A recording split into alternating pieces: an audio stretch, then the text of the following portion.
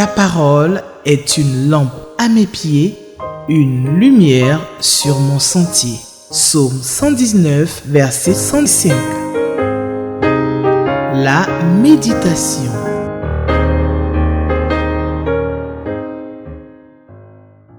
Téléspectateurs d'Espérance TV, je me réjouis de méditer la parole de Dieu avec vous. Et le texte que nous propose le lecteur de la Bible pour la méditation du vendredi 30 mai 2025, c'est celui du psaume 100, et vers 1 à 5. Psaume 100, vers 1 à 5. Nous prions. Nous sommes à tes pieds, notre Dieu, pour t'écouter. Ta parole est la vérité.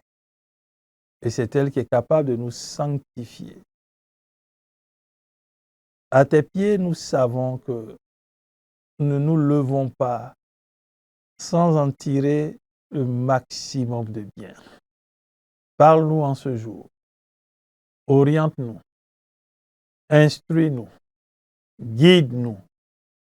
Conduis nos pas. Que cette parole soit effectivement une lampe à nos pieds et une lumière sur notre sentier. Merci, parce que tu répondras favorablement à cette prière, conforme à ta volonté, parce que nous te l'avons faite au nom de Jésus-Christ, ton Fils bien-aimé. Merci, Père. Amen. Psaume 100, vers 1 à 5, c'est le texte de la méditation du vendredi 30 mai 2025. Il n'est pas superflu de nous rappeler à nous tous que cette méditation, nous la faisons selon l'approche du manuel qu'est le lecteur de la Bible. Et sur la base de cette approche que la lecture de la Bible met à notre disposition, nous observons le texte, nous interprétons le texte et puis nous appliquons le texte. D'où l'appellation de la méthode OIA. Et les questions qui nous sont posées dans le lecteur de la Bible nous permettent justement d'atteindre cet objectif. Et c'est ce qui nous guide dans notre méditation de tous les jours.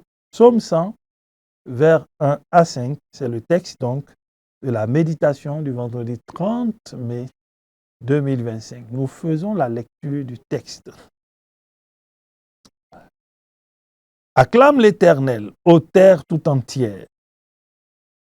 Servez l'Éternel avec joie. Entrez en sa présence avec des chants joyeux. Vers 3. Sachez que c'est lui seul, l'Éternel, qui est Dieu. C'est lui qui nous a fait. Nous lui appartenons et nous sommes son peuple, le troupeau de son pâturage. Entrez sous ses portiques avec reconnaissance. Entrez dans ses parvis en chantant des louanges. Rendez-lui votre hommage et louez-le pour ce qu'il est. Vers 5. Car l'Éternel est bon, car son amour durera toujours, et sa fidélité s'étendra d'âge en âge. Amen. Psaume 100, vers 1 à 5, c'est le texte de la méditation du vendredi 30 mai 2025.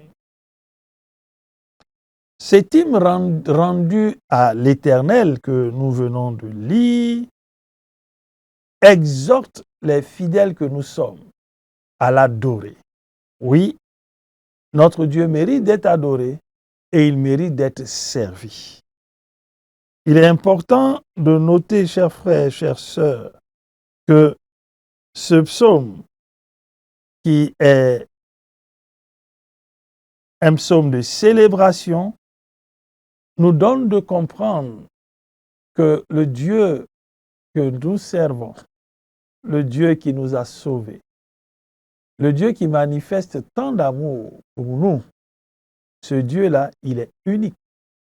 Il n'y en a pas deux, il n'y en a pas trois. Il est unique. Et le psalmiste nous rappelle qu'il est le seul, oui, le seul, qui est digne d'être adoré, d'être célébré. Il est le seul. Il n'y en a pas deux. Et l'approche du psalmiste nous donne de comprendre que, en tant qu'enfants de Dieu, nous sommes appelés, nous devons le louer, nous devons l'acclamer, nous devons le célébrer. Chers frères, chères sœurs, chers téléspectateurs, chers amis, as-tu conscience que tu existes parce que Dieu est? Mais Dieu est sans ton existence. Et si donc tu existes parce que Dieu est, tu lui es redevable. Tu dois l'adorer, tu dois le célébrer, tu dois le louer, tu dois l'acclamer. Rien que pour ce que toi tu es par Dieu, tu dois le louer. Et le psalmiste le dit, acclame l'Éternel, ô terre tout entière. La terre et ce qu'elle renferme, dit le psalmiste dans le psaume 24, appartiennent à l'Éternel. Il est le propriétaire de tout. Et comme c'est lui qui est le propriétaire, ce tout-là existe par sa volonté. Et donc ce tout a le devoir de l'adorer. Il est le propriétaire de tout. Si donc tu es sur la terre, si tu existes, tu dois louer l'Éternel. La terre entière doit louer l'Éternel. Ce que la terre enferme doit louer l'Éternel. Ceux qui habitent sur cette terre doivent louer l'Éternel. Bien plus, celui qui a fait l'expérience de l'œuvre de la croix, l'œuvre que le Fils de Dieu est venu accomplir pour le salut des hommes, celui qui a fait cette expérience, qui a accepté cette œuvre, c'est un impératif.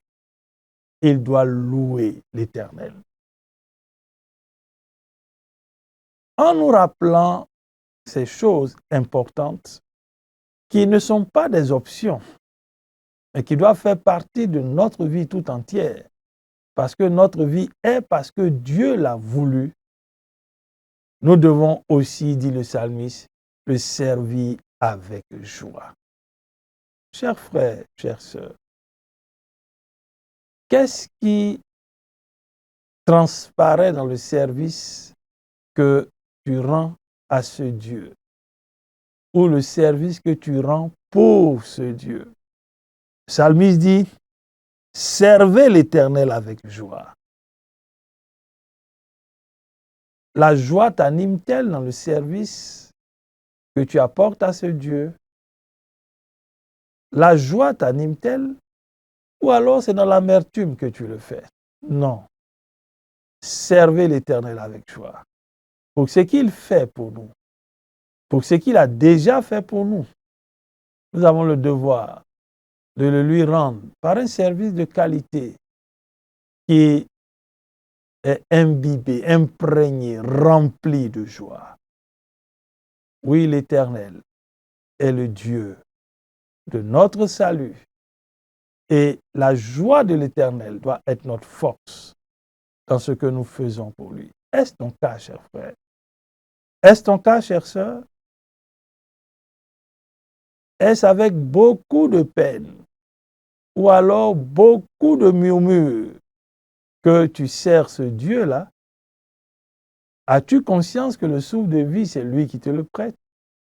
As-tu conscience que tu existes parce que lui a voulu que tu existes? Sers-le avec joie. Que la joie du Seigneur soit ta force. Entrez en sa présence avec des chants joyeux. Le psalmiste nous donne tout un protocole pour approcher Dieu. Et il le montre encore au vers 4. Entrez dans ses portes ou sous ses portiques avec reconnaissance et dans ses parvis avec des chants de louanges, en chantant ses louanges. Le psalmiste nous donne un protocole d'approche de notre Dieu. Et chacun de nous doit s'en approprier. Parce que Dieu ne se reconnaît que dans sa parole. Il dit d'entrer dans ses parvis avec des louanges, avec des cantiques. D'entrer par ses portes avec des louanges et dans ses parvis avec des cantiques. Et au vers 2 que nous venons de lire, il dit « Entrez en sa présence avec des chants joyeux ». Chers frères, chères sœurs, comment entres-tu dans la présence de Dieu? Avec des requêtes? Avec tout ce que tu as qui te concerne à toi? Toi, ta famille, tes enfants, ta maison? Non. Le psalmiste dit d'entrer dans ses parvis, d'entrer en sa présence avec des chants joyeux. Oui, notre premier acte en entrant dans la présence de Dieu doit être celui de le louer, d'élever ce Dieu, de reconnaître combien il est bon. Chers frères, chères sœurs, si vous venez avec vos problèmes, Dieu ne vous rejettera pas. Mais regardez un peu cet exemple. Vous avez un besoin et vous savez celui qui peut répondre à votre besoin. Vous le connaissez. Vous allez vers lui et vous lui dites « Je sais que tu es bon. Je sais que tu as toujours été attentif.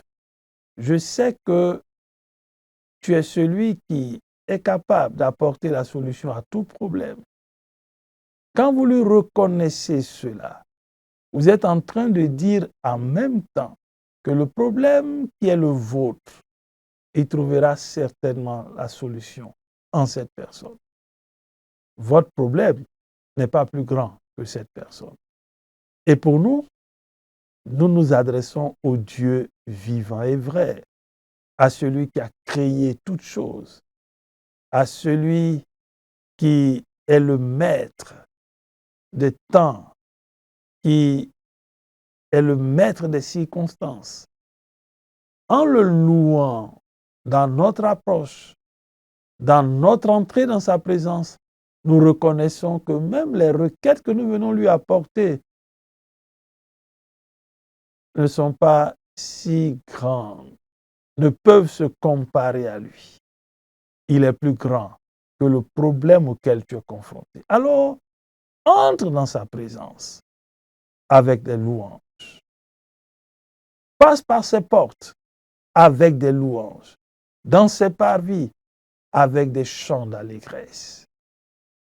Ce protocole-là, si nous l'appliquons, nous verrons quelque chose de différent dans notre façon de parler à Dieu et dans la façon dont Dieu nous répondra certainement. Le psalmiste donne les raisons pour lesquelles nous devons célébrer ce Dieu. Lui seul qui est Dieu. C'est lui qui nous a fait. Nous lui appartenons. Nous sommes son peuple, le troupeau de son pâturage. 4 raisons pour lesquelles nous devons louer ce Dieu. La première, le psalmiste dit, c'est lui qui nous a fait. Nous sommes le produit de l'action de Dieu. Personne ne s'est fait naître lui-même. Personne. C'est lui qui nous a fait. C'est parce qu'il a voulu que nous sommes sur cette terre. C'est lui qui nous a fait. Deuxième raison, le psalmiste dit, nous lui appartenons. Oh, que c'est merveilleux de savoir que ceux qui ont fait la paix avec Dieu par Jésus-Christ sont appelés ses enfants. Et Jean le dit dans son évangile, Jean chapitre 1, à tous ceux qui l'ont reçu, à ceux qui ont cru, il a donné le pouvoir de devenir enfants de Dieu, lesquels sont nés non pas du sang de la chair, mais de l'esprit. Nous sommes ses enfants. Et le psalmiste dit, nous lui appartenons. C'est une deuxième raison pour laquelle nous devons louer l'Éternel. Troisième raison, nous sommes son peuple. Oui, Dieu a fait de nous un peuple acquis. Tous ceux qui ont fait la paix avec Dieu par Jésus-Christ appartiennent à cette même famille et constituent son peuple. Il nous regarde du haut du ciel comme des gens mis à part. Quatrième raison, il dit nous sommes le troupeau de son pâturage. Avoir l'Éternel comme berger, selon le psaume 23, nous donne de comprendre que nous ne manquerons de rien. Et le psalmiste le dit si bien, il nous fait reposer dans de verts pâturages. Pas des pâturages dénudés, jaunâtres, de verts pâturages. Des pâturages qui apportent la vie, des pâturages qui apportent de la vitamine, des pâturages qui apportent de la vigueur. Il nous dirige vers des eaux paisibles, pas des eaux troubles. Non, il n'est pas l'auteur des eaux troubles. Ces eaux sont paisibles. Et le psalmiste dit, nous sommes le troupeau de son pâturage. Ces 4 raisons devraient nous amener à constamment louer l'Éternel. Entrer dans ses portes avec des louanges, la reconnaissance, dans ses parvis en chantant ses louanges. Chers frères, chères sœurs, ne nous lassons pas de célébrer ce Dieu, de le chanter, de le louer, de l'exalter. Mais beaucoup plus, n'oublions pas ce protocole. Quand nous entrons dans la présence de Dieu, entrons dans cette présence avec des louanges, avec de la reconnaissance, avec des acclamations, avec de la célébration, parce qu'il est digne de louange. Et au vers 5 de notre texte, après nous avoir rappelé de lui rendre notre hommage, de le louer pour ce qu'il est, le psalmiste nous rappelle que l'Éternel est bon, son amour durera toujours et sa fidélité de génération en génération. Ah, si seulement nous pouvions prendre le temps en ce jour de noter distinctement des éléments qui devraient fonder notre louange, qui justifieraient notre louange, chers frères et chères sœurs, chaque jour, chaque heure, à chaque instant, nos bouches devraient être remplies de louanges pour ce Dieu. Parce qu'il est bon, parce que son amour durera toujours. Et cet amour, nous le vivons chaque jour par ce que Dieu nous donne comme provision. Il pourvoit nos besoins. Il nous donne de la nourriture. Il nous donne des vêtements. Il nous donne de sortir de chez nous, de revenir chez nous. Il nous protège. Il nous épargne. Des accidents, des incidents. Il préserve nos pieds des pièges. Ah, oui, son amour durera toujours. Il nous relève même quand nous tombons. Bien-aimés, répandons-nous en louanges. Exaltons ce Dieu. Célébrons ce Dieu. Il est digne de louange. Et le psalmiste nous rappelle que sa fidélité s'étend d'âge en âge. Le même psalmiste nous dit que la fidélité de Dieu est un bouclier. Avoir ce bouclier autour de nous, avec nous, est le gage de succès, de victoire. Parce que c'est un bouclier infranchissable. Et lui-même le dit quand Paul parle à Timothée. Il dit même quand nous sommes infidèles, Dieu lui demeure fidèle. Oh, bien-aimés, louons le Seigneur. Célébrons le Seigneur. Adorons ce Dieu unique, seul. Il n'y a pas de débat. Le psalmiste le dit très bien. Sachez que c'est lui seul, l'Éternel, qui est Dieu. Il n'y en a pas deux. Il n'y en a pas plusieurs. Réjouis-toi d'appartenir à ce véritable Dieu. Célèbre-le, loue-le, exalte-le. Chers frères, chères sœurs, en regardant ces 5 vers, on réalise que le protocole d'approche de Dieu commence par la louange. La louange, la reconnaissance, la célébration, l'adoration.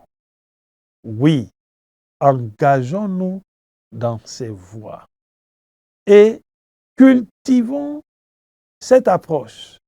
Et nous verrons que l'Éternel nous donnera de faire des expériences qui vont conforter, fortifier notre foi.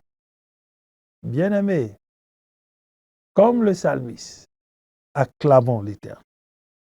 Comme le psalmiste, servons-le avec joie, comme le psalmiste le dit. Comme le psalmiste le dit, entrons dans sa présence avec des chants joyeux. Comme le psalmiste le dit, il est le seul, l'Éternel, qui est Dieu. Et les 4 raisons que nous avons tirées de ce texte, du vers 3, il nous a fait, nous lui appartenons, nous sommes son peuple, nous sommes le troupeau de son pâturage. Quelle grâce, quel privilège. Entrons donc dans ses portes avec des louanges, dans ses parvis avec des chants joyeux, des chants d'allégresse. Qu'allons-nous retenir pour notre prière? Nous allons bénir notre Dieu de ce qu'il se révèle à nous en ce jour comme le Dieu qui est digne d'être loué, adoré, célébré. Nous allons le bénir parce qu'il nous donne le protocole de la façon dont il veut que nous l'approchions, que nous entrions dans sa présence. Nous allons prier pour que le Saint-Esprit nous aide à être ces hommes et ces femmes que Dieu a créés, à notre approche de le servir. Prions. Nous acclamons ton nom, nous bénissons ton nom. Nous reconnaissons que tu es Dieu. Nous reconnaissons que tu es bon. Nous reconnaissons que c'est toi qui nous as fait. Nous reconnaissons que nous sommes ton peuple. Nous reconnaissons que nous t'appartenons. Nous reconnaissons notre Dieu, que nous sommes le troupeau de ton pâturage. Et nous te bénissons pour cela. Merci de nous donner, de ne pas perdre de vue que tu veux que nous te célébrions, que nous manifestions notre connaissance, que nous chantions tes hauts et tes bienfaits quand nous venons à toi. Donne-nous de le faire et donne-nous de ne jamais nous en défaire. Et donne-nous surtout de ne pas perdre de vue qu'à chaque instant, chaque jour, à chaque heure, la louange doit émaner de notre bouche, de nos cœurs, pour toi. Merci parce que tu es bon. Ton amour durera toujours et ta fidélité d'âge en âge, de génération en génération. À toi la gloire, au nom de Jésus. Amen. Merci, chers téléspectateurs, pour votre présence. Nous nous retrouverons bientôt. Shalom. Ta parole est une lampe à mes pieds, une lumière sur mon sentier. Psaume 119, verset 105. La méditation.